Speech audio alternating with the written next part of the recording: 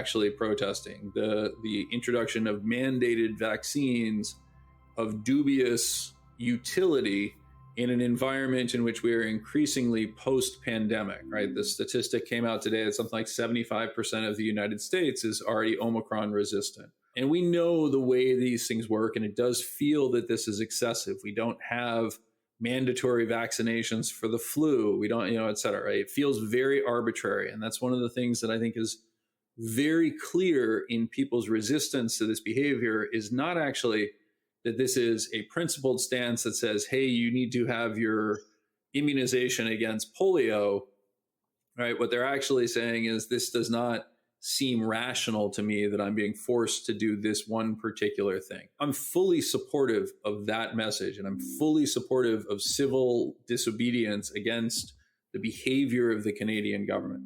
But we got to be really clear about a couple of things. One is it is a commercial driver's license, right? By definition, you actually have to follow the rules that the state has set down in order to be a commercial driver and to have a commercial driver's license that allows you to do the job whatsoever. They can change those rules so that you're required to be able to stand on your head for 30 minutes at a time if they wanted to. It's a terrible policy choice. I would not support it in the least, but they do actually have that right. And by virtue of having gotten licensed in the first place, you've already ceded that authority to them. Right. So I really think that's a really critical component that people tend to forget on this. The second component is if you decided as a commercial driver's licensed vehicle driver to park your semi in the middle of a bridge and walk away from it and say, hey, I'm here to protest, you would probably almost certainly, regardless of vaccination or anything else, have your CDL suspended or withdrawn. You're not allowed to commit traffic violations as a commercial driver, as a commercial driver. So we're kind of in this silly place where they've already ceded authority by getting a job that requires a certain degree of licensing. Now you can have a very disciplined civil disobedience that says we refuse to take the test, we refuse to participate in these jobs. Those create shortages, and that's going to force reform. And I hope that's the direction that this is heading. But so far, a lot of that has been lost in the process. The second component around Bitcoin itself, what has come out far more clearly is that when the government decides, hey, this is actually something serious, and then you try to use the theoretical anonymity of Bitcoin, the speed and ease of use, the chaos that emerged around it is not dissimilar to the chaos that emerged in El Salvador when they pronounced Bitcoin the official currency, and the Chivo system went down and the ATMs couldn't be accessed and people basically, fraudulently withdrew money, stealing IDs and everything else, right? All of this is completely predictable for a system that is far more enamored of its theoretical potential than in developing any practical applications. And I would just suggest that more than anything else is what we've seen. We saw printers busted out where they're trying to hand out, slips of paper that have keys so that people can access the Bitcoin that was sent to the truckers, right? Guys, we're 12 years into this. There is not a usable user interface for anyone who has not decided to do a deep dive into the wallet. And boy, this is super, your grandmother cannot use this. That may feel like a feature set to people who want to be part of a mystical priesthood of Bitcoin and everything else, but it's not. That's not the way the world works. And by the way, you're actually starting to see some of the people that you and I find amusing, and I put that in quotes, guys like Nick Carter, etc. They're actually suddenly, you're seeing elements of a mea culpa where they're saying, geez, maybe instead of, and excuse my language, jerking off, the president of El Salvador, we probably should have been thinking about ways to improve the actual utility of this, and we've underdone it. Well, guess what? You underdid it, and you spent your time shouting from the rooftops that the government couldn't stop you in your inevitable conquest of the world. Congratulations, you're universally hated and no one knows what to do with your product. That sounds like a wonderful platform to build from. One of the striking things for me that I noticed in response to initially when the Canadian government used their emergency powers to get the banks to start cutting off access for many of the truckers is how many Bitcoin maxis hailed it as like this major bullish event for Bitcoin, where it was going to increase in value as people recognized the value of its censorship resistance in contrast to the banking system. And from what I've heard, many of the truckers don't have anything they can really spend the Bitcoin on, and without access to the banking system and the fiat system, they're not able to convert the Bitcoin into things they can actually spend. And so because, like you're talking about, there was not the work done to develop the ability to spend and use Bitcoin, and I think this is partially due to like the narrative around Bitcoin as digital gold, you've ended up with this asset that is censorship resistant in the sense that you can send it to whoever you want, but it fails in the sense that the receiver often can't actually use it to accomplish much. And so I think that's a really excellent point you're drawing there.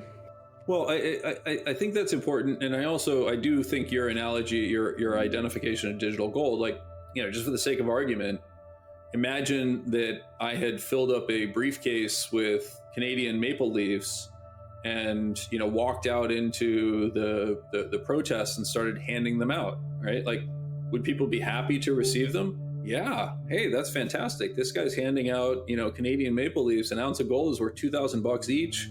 You know, how lucky am I? Are they going to take the maple leaf to the local convenience store and get a, you know, supersized Slurpee and a Slim Jim to tide them over as they wait for the opportunity to use the bathroom? Like, no, they can't do that. It's not useful. So, you know, I don't think this is actually necessarily a Bitcoin versus gold as much as it is it is not a currency.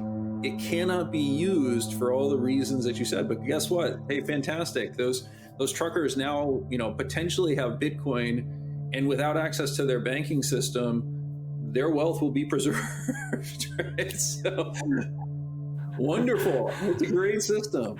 Well, it's funny that you're even mentioning this, because I feel like the idea of having Bitcoin be a useful currency, they gave up on that a long time ago. Of course. That hasn't been a reality that any of them perceive or want or desire. Like the maxis, they pivoted to digital gold or whatever, but store of value. They stopped thinking it should be a way to move money. And as you're saying now, if you get rid of that, part of the usefulness just kind of gets destroyed along with it. Yeah, I mean, I think that's right. I would take issue with the idea of the ability to move money, because I do think that's actually exactly what it's used for, right? It's a phenomenal tool if you happen to reside outside of a functional government, a functioning government, and you want to ship $10 million worth of proceeds, you know, into a banking system where you've paid off a local bank clerk that allows your money to slip in a variety of ways, or you can use a coin washer and an exchange to launder your Bitcoin into Tether and then subsequently make a withdrawal, all in the hopes that you're not going to get caught in the process. If you're outside the United States or outside Canada or outside, you know, a lot of functioning regimes, yeah, it can actually do that pretty well. I'm not sure why that matters to you as the vast majority of US citizens, or Canadian citizens for that matter. That brings up another good point, though, because you and I, what we generally would talk about before when we were talking regularly was China and Bitcoin. Yep. And I think that has changed drastically, and it does have to do with something you're talking about right now, which is functional governments can take decisive action when they so please. So when we were talking, it seemed like China was happy to have all this hash rate there. That hash rate is now gone, right? So what is your take on all of that? Well, so I'm going to actually push back. I mean, this is one of these wonderful things that has happened and continues to happen in places. It's almost like a joke, right? Only in the land of Bitcoin could this sort of stuff happen, right? So the hash rate that you're referring to is effectively the processing capability of the network. You know, just the other day, we saw an unexplainable jump of give or take 25% of the total network capacity suddenly showed up. How does that happen? Is that happening because there's a massively decentralized series of pools that come on? Is it because China actually is running processing capacity. We know that that's, again, if I look at the Cambridge official studies, they say there's 0 hash rate in China. We know that's not true, right? So this transition that supposedly occurred from China banning it has not actually fully happened.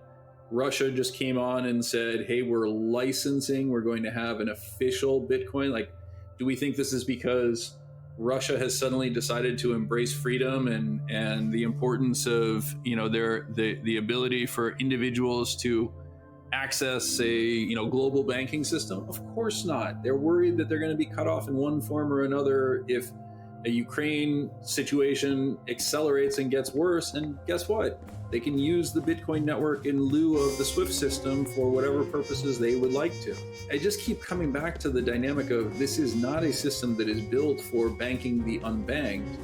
It is a system that has unique characteristics that are super useful for people who want to engage in bad behavior. And I can't emphasize enough, I'm not suggesting that every individual, the roughly 100 million people that are actively involved in crypto, I'm willing to bet that 99 million of them, plus a sizable fraction of the remaining million, are actually good players and they feed their families properly and they're looking for a solution to various problems that they're dealing with in their life, whether that's access to banking systems or that's access to appropriately volatile speculative activities that give them the opportunity to participate in hope for a better life. Like, those are all important features, but that's not the vast majority of what's actually happening there. That's not why the network was built. It's built to serve that 0.2% that are actually engaged in the vast majority of bad behavior. I'm going to go in a bit of a different direction here because I was reading some of your writings from last year in preparation for this call. And so I'd love it if you could describe what you see as some of the differences between inflation now and the inflation that occurred during the 1970s. Yeah, okay. So this is one of these really interesting dynamics, right? Because, and people ask me, it's like, well, what causes inflation? And the reason why inflation is hard is because there is no single one cause of inflation. An inflation that occurs in the aftermath of the loss of capacity in a war like we had in the 1920s in Germany, where they lost significant productive capacity, had fixed obligations they needed to meet outside in terms of reparations, and at the same time, somehow or another, needed to put enough money into the hands of people so that they could actually buy food and try and engage in that sort of stuff. We hear this over and over again in environments that enter into hyperinflationary dynamics. The money printing is actually a solution to nothing, to something that just doesn't exist, right? People don't have the money to buy bread, food, etc. And so it needs to be printed, right? It is a bandage in the hope that things get better. What happened in the 1970s is something that is very unique. In the 1960s and 1970s is something that was really, really unique on a global basis, which is the aftermath of World War II, which had devastated populations, and to a certain extent, World War I and the Spanish flu had created conditions under which global population had slowed significantly. The reproductive dynamics, particularly in regions of the world that were caught up in the global conflict, had fallen. And in the aftermath of this, we saw baby booms around the world, right? Those baby booms were very unique in their features because governments spent money to lower the cost of people having families and children. Subsidized transportation systems to the suburbs and the exurbs that made available significantly more land for people to raise their families in, a housing market that was facilitated by innovations in mortgage finance, the introduction of things like Fannie Mae and Freddie Mac that facilitated borrowing by the average American who historically would have had to save 50% down, suddenly could get by with 20% down with a standardized fixed 30-year mortgage. The dynamics of the GI Bill that facilitated many of these components as well, right? So lots of stuff happened that basically created conditions under which people had a lot of kids. And at the same time, the innovations in healthcare, particularly sterilization that happened in the late 19th century and the introduction of antibiotics, which people tend to forget, you had a very high probability of dying of some random disease when you hit your mid-30s because you contracted tuberculosis or whatever, right? Antibiotics took all that away. And so we had a baby boom that became the boomer generation on a global basis because we had more kids and those kids survived. So we ended up having this fantastic shift in population that happened not just in the United States, but across the developed world. And then we further drove those dynamics through the Green Revolution that, in a Malthusian framework, lowered the cost of feeding a family, raised incomes around the developing world, and created conditions under which populations exploded, right? So if you just think about that in your simplest economic textbook, that outward shift in population, that outward shift in economically active individuals, because civil rights introduced women into the labor force, the pill suddenly created conditions under which they could maintain their own